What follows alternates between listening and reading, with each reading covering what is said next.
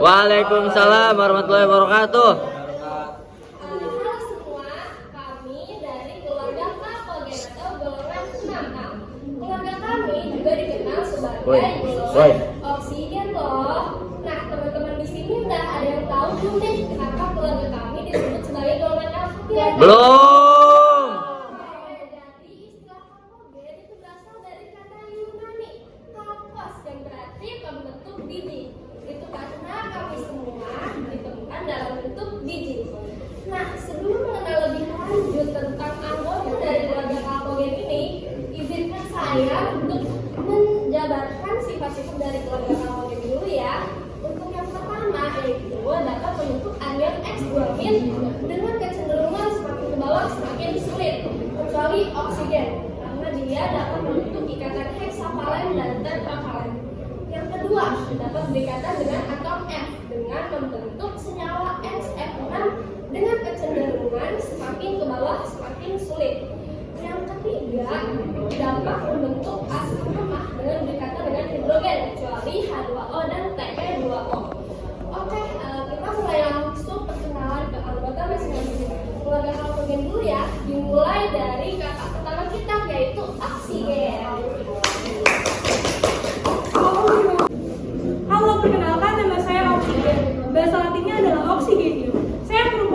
Saya bisa disebut juga zat asam atau bisa juga sebagai zat pembakar. Saya termasuk unsur kimia yang memiliki lambang O dan nomor atom 8. Dalam tahu periodik, saya termasuk golongan nama atau biasa disebut dengan keluarga Kapogen. Saya ditemukan pada tahun 1764 di Berkeley oleh Bapak Joseph Berkeley. Beliau adalah ahli kimia. Dia menemukan saya dalam gas. Nah, ciri-ciri saya itu pada temperatur kamar saya adalah gas yang tidak berbau, tidak berwarna dan tidak berasa. Saya juga memiliki 3 buah isotop. Yang pertama 160, 170 dan 180. Saya juga termasuk unsur kimia yang dapat bereaksi dengan unsur lainnya, terutama adalah unsur oksida. Nah, kegunaan saya pada makhluk hidup adalah untuk pernapasan manusia, tumbuhan, dan hewan.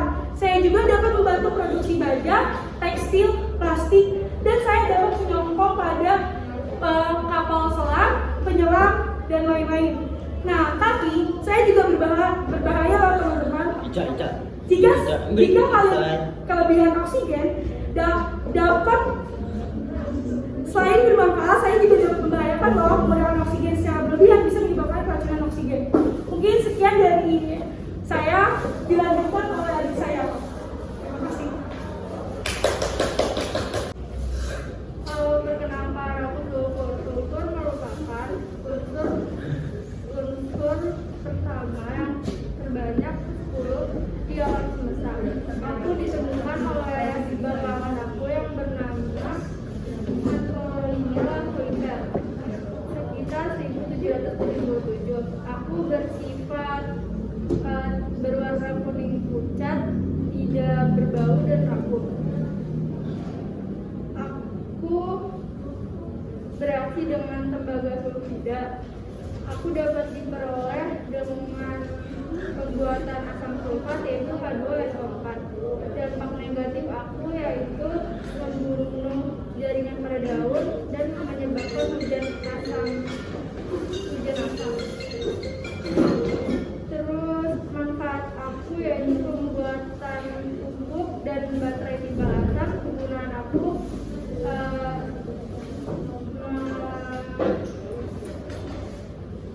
Kegunaan aku menghilangkan bekas pada jerawat dan melumasi sel-sel mati. Sekian dari saya. Terima kasih. Halo semua, perkenalkan aku Selenium. Nah, aku adalah salah satu unsur kimia yang berada di tabel periodik yang memiliki lambang Se dan nomor atom 34. Nah, aku adalah zat padat alami yang banyak tetapi tidak merata pada permukaan bumi. Nama aku berasal dari Yunani, yaitu Selene. Selene berarti bulan. Nah, aku ditemukan pada tahun 1817 oleh John Jacob Berzelius dan Johann Gottlieb Galle.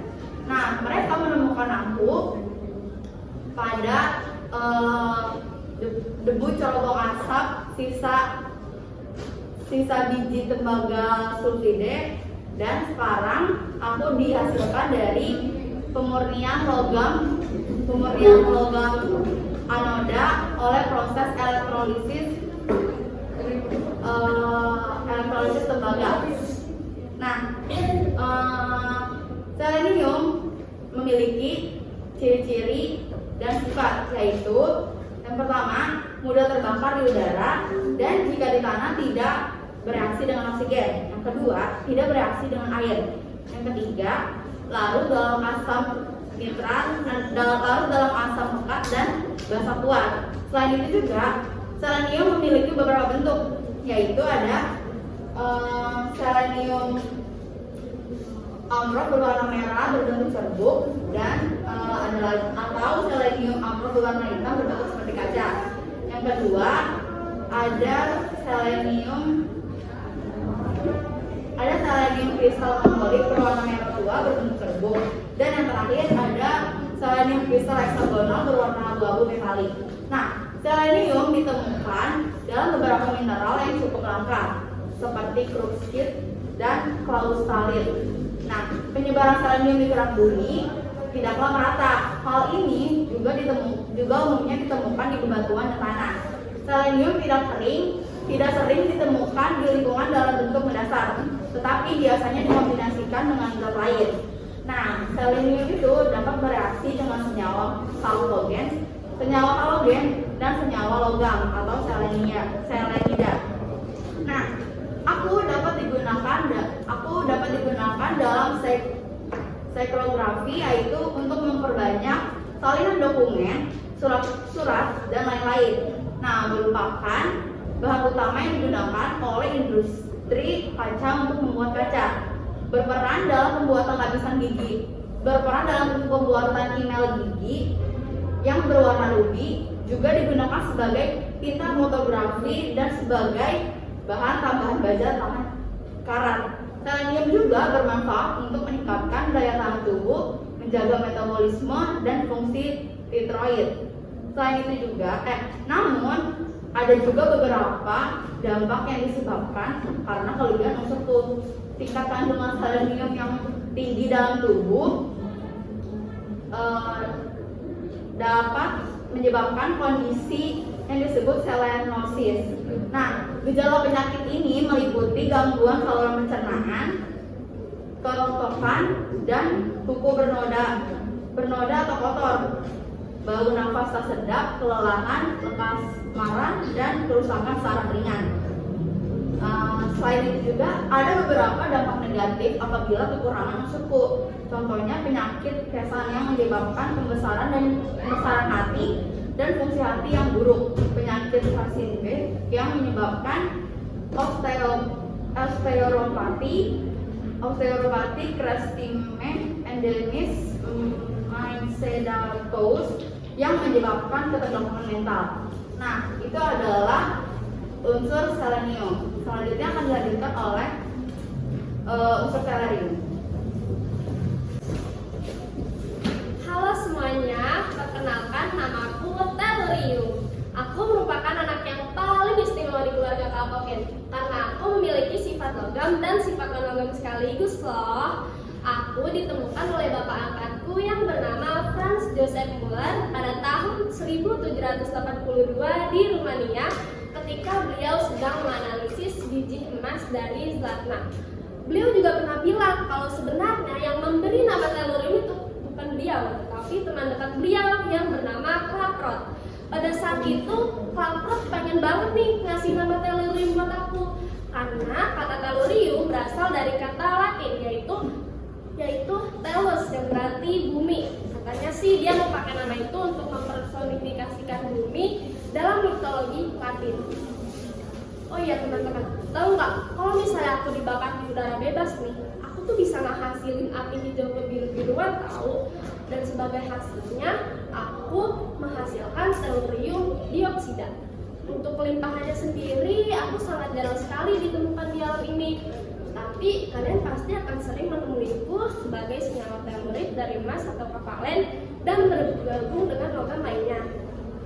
Aku juga didapat secara komersil dari lumpur anoda yang dihasilkan selama pemurnian elektrolisis lembaga panas. Selain itu, aku juga punya banyak sifat loh. Ada sifat fisik, ada sifat kimia, dan ada sifat atom. Teman-teman mau aku sebutin sifat yang mana dulu nih? Biar urut, aku sebutin dari sifat fisik aku dulu ya. Oke, untuk sifat fisik aku sendiri yaitu aku merupakan unsur kimia dalam tabel periodik yang memiliki nomor atom 52 dan memiliki lambang Te. Aku memiliki titik didih sebesar 1271 Kelvin dan titik lebur sebesar 722,22 Kelvin. Aku memiliki massa jenis sebesar 6,24 gram per cm kubik dan massa atom sebesar 127 gram per mol. Itu sifat kimia aku ya. Aku punya 5 sifat kimia. Yang pertama, aku dapat bereaksi dengan unsur lain dan membentuk beberapa senyawa seperti tellurium dioksida, tellurium diklorida, tellurium tetraklorida, dan berbagai senyawa lainnya. Yang kedua, aku merupakan semikonduktor tipe P dan menunjukkan daya hantar yang lebih tinggi pada arah tertentu tergantung pada sifat kerataan atom. Yang ketiga, aku merupakan unsur yang stabil dan tidak dapat larut dengan air. Tetapi ini, aku tuh bisa larut dengan baik dalam asam sitrat dan air raja. Yang keempat, aku memiliki struktur kristal heksagonal dan berwarna putih kepel-pelkan, dan dalam keadaan murni aku menunjukkan kilau logam. Dan yang terakhir, aku cukup rapuh dan bisa dihaluskan dengan mudah. Oke, lanjut ke sifat atom aku nih, sifat terakhir. Yang pertama ada bilangan oksidasi. Aku memiliki bilangan oksidasi sebesar 6, 5, 4, 2, dan -2. Yang kedua ada elektronegativitas. Aku punya elektronegativitas sebesar 2,1 dalam skala Pauling. Yang ketiga ada jari-jari atom. Aku memiliki jari-jari atom sebesar 140 pl. Oke, segitu aja untuk sifat-sifat dari aku nih. Biar kalian semakin kenal sama aku mau lanjutin dan sebutin beberapa manfaat dan kegunaan dari aku ya. Antara lain nih, aku bisa memperbaiki kemampuan tenaga dan baja tahan karat untuk digunakan dalam permesinan. Selain itu, aku juga bisa digunakan sebagai komponen utama dalam sumbat peleburan dan ditambahkan pada besi pelapis pada menara pendingin. Selain punya dampak positif, aku juga punya banyak dampak negatif, tetapi aku nggak mau sebutin semua. Kalau misalnya aku sebutin semua, nanti kalian jadi gak suka sama aku. Aku sebutin 3 aja ya. Oke, jadi yang pertama nih, aku bisa menghasilin efek teratogenik. Yang kedua, aku bisa mempengaruhi hati sama ginjal. Yang ketiga, paparan yang berkepanjangan bisa menyebabkan keretakan pada kulit dan kemerahan. Oh iya, aku juga lupa nih mau ngomong ke kalian. Kalau misalnya produksi utamaku tuh cuma ada di Kanada, Amerika Serikat, Peru, dan juga Jepang loh. Bukan kayak itu hebat? Oke, untuk perkenalan dari aku segitu aja ya. Dilanjut ke adik bungsu dari keluarga Kalkogenda itu polonium. Hai semua, aku polonium, anak kelima dari keluarga Kalkogen. Aku adalah unsur kimia dalam tabel periodik dengan nomor atom 84 dengan lambang PO. Aku adalah unsur radioaktif yang termasuk ke dalam kelompok metaloid yang memiliki sifat sama persis dengan kapur, selenium, dan bismut. Aku sendiri disebut sebagai radium M. Nah, aku pertama kali ditemukan oleh ibu angkatku yang bernama Mary Curie dan ayah angkatku bernama Pierre Curie pada tahun 1898 di Paris, ketika mereka sedang menyelidiki tentang penyebab radioaktif biji. Dan namaku sendiri, polonium, itu berasal dari negara asal ibu angkatku, yaitu adalah Polandia. Aku berbentuk padat dengan massa atom 209. Nah, aku memiliki jari-jari terbesar di keluargaku. Nah, dengan bilangan oksidasi min 2, 4, 6, dan konfigurasi elektron 2, 8, 18, 32, 18, 6. Dan aku itu bersifat radioaktif, mudah menguap, energi yang dilepaskan sampai caranya sangat besar. Nah, aku mudah larut dalam larutan asam encer dan hanya sedikit larut dalam larutan basa. Dan garam dari diriku berasal dari asam organik yang terbakar dengan cepat. Nah, aku diperoleh dari, aku ini sangat jarang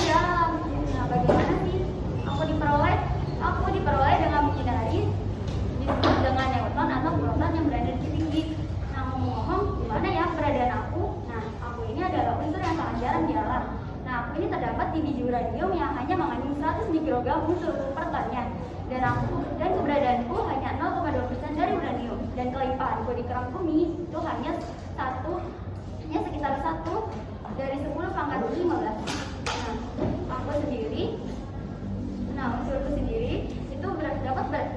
Unsurku sendiri itu tidak dapat bereaksi dengan unsur lain.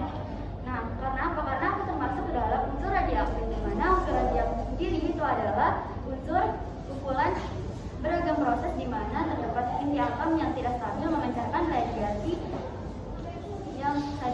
subatomik atau partikel radiasi. Oleh sebab itu, aku tidak dapat bereaksi dengan unsur lainnya. Karena sebab setiap 1 menit unsur itu akan berubah menjadi unsur lainnya. Nah, di balik itu semua, aku juga memiliki manfaat atau kegunaan. Nah, manfaat aku itu adalah menghasilkan radiasi sinar alfa. Yang kedua, sebagai alat penelitian ilmiah tentang nuklir, digunakan pada alat mesin cetak dan fotografi, digunakan sebagai energi panas yang ringan, sebagai energi termoelektrik pada satelit angkasa, dan aku dapat dicampur dengan atau dibentuk alloy dengan beryllium untuk menghasilkan sumber neutron. Nah, di samping aku punya manfaat dan kegunaan, aku juga punya dampak negatif. Apa aja sih dampak negatif dari diriku? Nah, dampak negatif dari aku itu adalah menyebabkan kematian. Kehadiranku juga itu terdapat dalam asap rokok yang sudah dikenal sejak tahun 1960-an.